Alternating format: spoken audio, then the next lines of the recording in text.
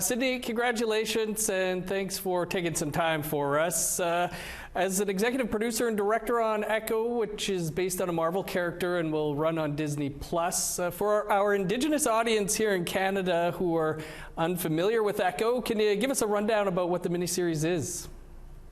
Yeah, it's a story about Maya Lopez, who is a deaf Indigenous woman who was born on the Choctaw Nation in Oklahoma, and we explore her journey from being a deaf Indigenous girl in Oklahoma to becoming a high-ranking lieutenant in the underground world of Kingpin's army in New York City.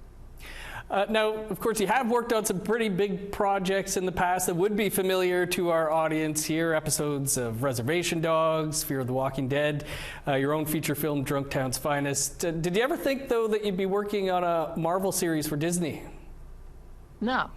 I think I learned about this project the way everyone else did. I was aware of the casting of Maya Lopez for Hawkeye, and then when it was announced that the character of Echo was getting her own show, I remember reading the press release and thinking like, oh wow, that's great. They're going to make a TV series about Echo. It'd be so amazing to be involved in that, but there's no way I could get involved in that. Yeah, thankfully the stars aligned and I was able to come on board. Well, the cast and crew is largely Indigenous. People like Devery Jacobs, Graham Greene, Tantu, many people. Can you talk about the importance of that at this time, and especially teaming up with Marvel and Disney? Yeah, we have a heavy Canadian Indigenous presence in our show. It's been great. I think there's a lot of great work that has come out of Canada in the past couple of years, and in casting for the show, it was all about trying to find who best inhabited the characters, and we looked everywhere, and it just so happened that we were able to get Graham and Tantu and Devery to all come on board. Oh, and Cody Lightning too. Right. I'm sure I'm forgetting some more Canadian Indigenous actors, but heavy presence in the show. The list is long, and it's quite a cast. Looking forward to that. What do you hope that this might mean for future Indigenous-led projects to have Disney and Marvel on board here with this? Yeah, I think the hope is that this is not the first Native American-led high-profile TV show. It's just the first of many. So I think in terms of our, just seeing the huge amount of talent that is out there, both in front of and behind the camera, I think we're just scratching the surface in the number of Indigenous stories that can be told. So I'm very optimistic at future prospects. Sydney, you've been around the industry for quite some time. Would you say that things have been changing in recent years for Indigenous creators like yourself?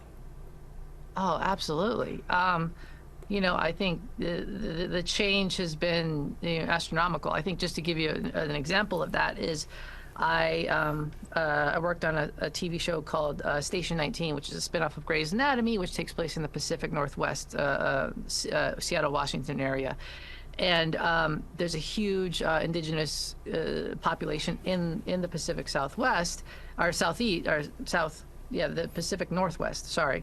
And I remember the show, it was like, I remember pitching this idea of like, hey, what if we just had a character who just happened to be Indigenous, and it just happened. I think we were able to cast a groundskeeper in a park there was a day player that had a couple lines, and that's kind of where the landscape was just a few years ago. Like the fact that you get a Native American character to say a couple lines in a serialized television program, to Rutherford Falls, to Reservation Dogs, to Prey, to Echo, and again, I think we're just scratching the surface because there's so many talented writers, directors, actors, actresses that have all come out of those projects I just mentioned.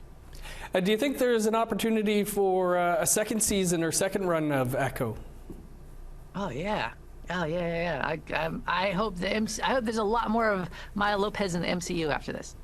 This is a Marvel and Disney property, but like you mentioned, they're creating an original Indigenous character.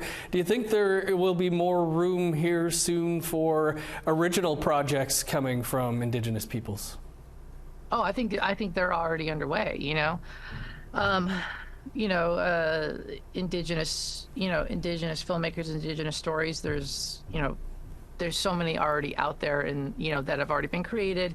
That people, I think hopefully like higher profile projects like this will spark people's curiosity to go and look at, other Native Indigenous filmmakers, both in the U.S. and Canada.